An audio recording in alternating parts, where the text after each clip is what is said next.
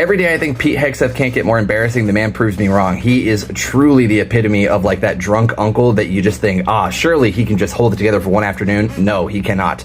This man should not be Secretary of Snapchat, let alone the Secretary of War. And yet every fucking time he's in front of a microphone, you could tell that he was shadowboxing verbally with the press minutes before, because he is saying these lines, these what are meant to be, I think, barbs at the press with the weight of like a seasoned cipher veteran, and it is so weird, and none of the lines are good, but he like, it looks like he's trying to hit the emote every single time that he finishes saying something. And you know that he's proud of himself when he walks off, and I just have to wonder, do you think that when we finally have the American Nuremberg trials, not that those really do anything for accountability, but you know, like, we love a show more than we love justice. Do you think that when we do the American Nuremberg trials, though, do you think he's going to get up there and take the stand and do the same shit again? Because I think so. I think he's going to do it. And it's going to be just embarrassing, but at least then it'll be funny, because at least then he'll be doing it in handcuffs, you know? Pete Hegseth preaching from Pulp Fiction is our latest distraction. I'm sure y'all seen videos. When I first saw that, I was like, he's doing Samuel Jackson's part.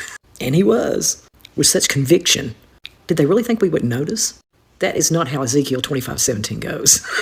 Well, part of it was, but most of it was Quentin Tarantino. This shit's never ending. Was it his idea? Was it his idea, or did somebody else decide he was going to do that? If it was his idea, he ain't quit drinking. And if it was somebody else's idea, that was mean. Of course, people are going to figure that one out.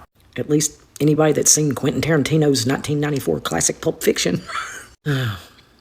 And that's the Secretary of the Department of War. I wonder who he's going to blame. It'd be the fake media. No, dude, you just read from your fake Bible. That ain't how it goes. You were reading a script. Yeah. These are the ones leading the country.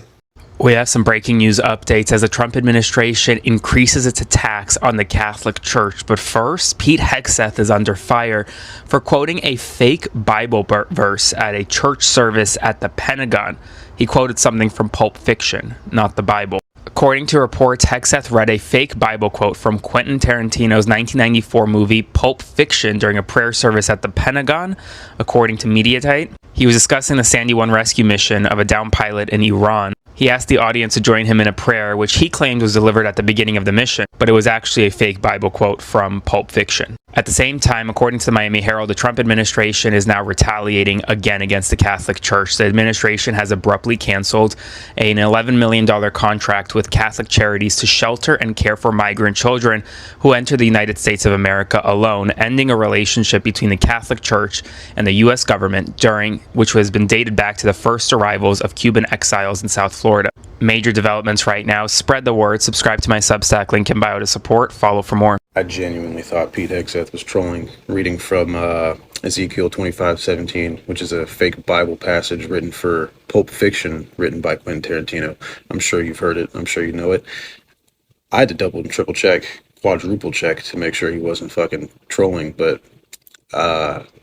no, he's not. I genuinely don't think these people have ever cracked the Bible open, ever. I think they go to church. I think they listen to a guy read from the Bible. But I don't think any of them fucking have a clue, bro. So Pete Hegseth is under fire for quoting a fake Bible verse at one of his meetings yesterday. He actually took a Bible verse that was actually a made-up verse. It actually came from the movie Pulp Fiction, and he read it out loud. I can't even make this shit up. On Wednesday at church service at the White House, Hegseth quoted a fake Bible quote from Pulp Fiction. Yeah, the Quentin Tarantino movie. He thought it was a real Bible verse. I can't even fucking make this shit up. Y'all know what happened with Miss Teen Pageant. Y'all know what happened with Stormy Daniels. Y'all know what happened with them 28 accusers. And y'all know what happened with them files that they don't want to put out, that he started a war to cover up. Y'all don't want to talk about that, though. They don't want to talk about that. And I'm not going to keep talking about it. What I'm going to talk about is how Pete Hegseth went up there and quoted Samuel L. Jackson Bible verse that's not even a real Bible verse from Pulp Fiction movie, but because they lack the intelligence and they don't do their research and they don't read the Bible, he thought that he was reading a real powerful Bible script. He gonna get up there, and read it word for word like he and his reading something out the Bible. See, the problem is they don't know nothing about the Bible because they don't read it for real. These are not people that read the Bible. These are people who are frauds. They don't know. So when he seen Samuel L. Jackson on Pulp Fiction, he thought that he had him something just then. He thought he was gonna get up there and he was gonna say something real powerful, and he thought he killed it. And only to find out that he made himself look, I can't call him what I want to call him, but it started with an S. He made himself look S. That's what he made himself look like. And that's what he do, and that's what they do. And that's why every time they try to say anything about the Bible or do anything that's Bible related, it just comes off wrong because they're not religious people. They're pretending to be religious people, and y'all are falling for it because y'all are not real religious people. Okay, did you see this? The Secretary of War was caught quoting a Bible verse made up by Quentin Tarantino and used in Pulp Fiction, Ezekiel 25:17. Shout out to Samuel Jackson, though. The brother's acting is so good, he has people believing that the Bible verse was real. I know Pete Hegseth wants to lay hands on his assistant. There's all these studies and conspiracy theories around how much the movie industry impacts real life and culture. Like how much of it is a psyop or just good old-fashioned storytelling. But this may have proven the mind control point a little bit. It makes you think, I wonder how many misquotes politicians use before the public could fact check so easily. You know what I mean? And you will know my name is the Lord when I lay down my vengeance upon thee. Is this a mistake? What do you think?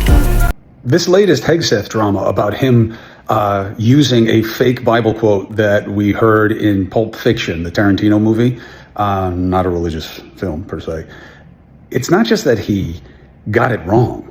It's that he thinks this is right. And I have no problem with a prayer breakfast. I get how it's a little blurring of the lines of church and state.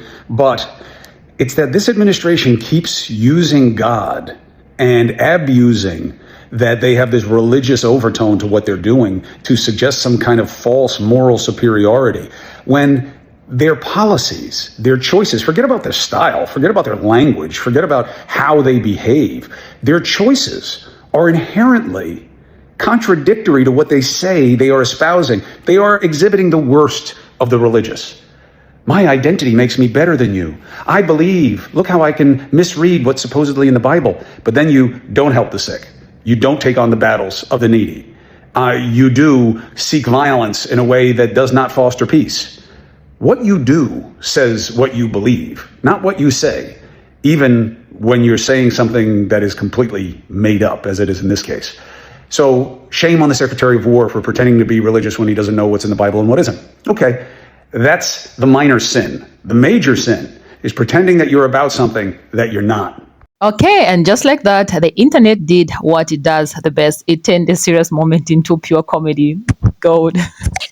Because tell me why a man in one of the most powerful positions in the world, the U.S. Secretary of Defense, a man literally overseeing matters of war, stood up, grabbed a mic, and started delivering what sounded like scripture, only for the whole thing to sound exactly like something straight out of a Hollywood movie.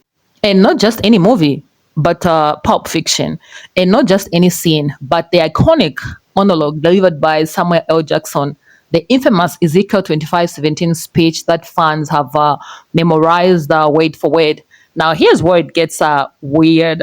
Okay, so according to multiple reports, Pete Hegseth delivered this prayer during a Pentagon worship service, presenting it as something tied to a military tradition called CSAR 25:17, referencing a biblical verse. But the problem, most of what he recited wasn't actually from the Bible at all. It closely mirrored that dramatic speech from Pulp Fiction. Don't worry about it. I've got this clip for you, okay? Like side to side. Hopefully I don't get a claim for this. Let me just play it for you guys, and then I'll continue with this. Ezekiel 25:17. Ezekiel 25:17. The path of the righteous man is beset on all sides. The path of the downed aviator is beset on all sides. By the iniquities of the selfish and the tyranny of evil men. By the iniquities of the selfish and the tyranny of evil men. Blessed is he who in the name of charity and goodwill shepherds the weak through the valley of darkness. Blessed is he who in the name of camaraderie and duty shepherd the lost through the valley of darkness. For he is truly his brother's keeper and the finder of lost children. For he is truly his brother's keeper and the finder of lost children. I will strike down upon thee with great vengeance and furious anger those who attempt to poison and destroy my brothers. And I will strike down upon thee with great vengeance and furious anger those who attempt to capture and destroy my brother. And you will know my name is the Lord when I... No lie detected, guys, and the internet caught it immediately. So within minutes, social media lit up. Okay, people were sided by sided, comparing his speech to Samuel L. Jackson's scene like it was a remix battle. Late night shows jumped on it, with comedians literally spicing the two clips together to highlight just how similar they sounded. And honestly, you couldn't even make this up if you tried. Okay, you can't make this up, like Americans would say. You can't make this shit up. Because this wasn't just some random guy on TikTok quoting movies for fun. This was a high-ranking government official in a formal setting, speaking with authority and somehow quoting what many are comparing as the gospel of Tarantino. Now, to be fair, the Pentagon later came out to defend him, saying the prayer was inspired by the film and meant to honor a real-life rescue mission. But let's be honest, okay? That explanation didn't stop the jokes. If anything, it made it worse. Because people started asking the obvious question, who approved that speech? The speech, sorry. Did nobody in the room recognize it? Did nobody say, hey, this sounds like a Hitman monologue from a 1990s crime movie? Or was anyone just too stunned to react, because it's spits, no one can react, okay? But online, people don't care, okay? The reactions ranged from disbelief to second-hand embarrassment to straight-up laughter.